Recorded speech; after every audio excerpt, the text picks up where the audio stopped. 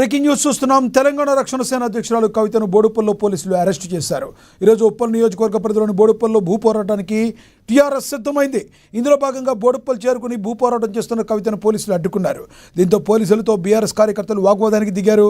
తోపులాట చోటు చేసుకోవడంతో కవితతో పాటు టీఆర్ఎస్ శ్రేణులు పోలీసులు అదుపులోకి తీసుకున్నారు. అక్కడి నుంచి బొల్లారం పోలీస్ స్టేషన్కు తరలించారు.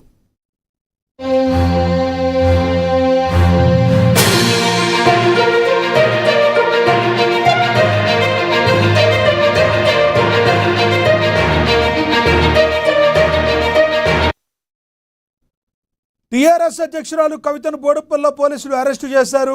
ఈరోజు ఉప్పల్ నియోజకవర్గ పరిధిలోని బోడుపల్లో భూ పోరాటానికి టీఆర్ఎస్ సిద్ధమైంది. ఇందులో భాగంగా బోడుపల్ చేరుకుని భూ పోరాటం చేస్తున్న కవితను పోలీసులు అడ్డుకున్నారు.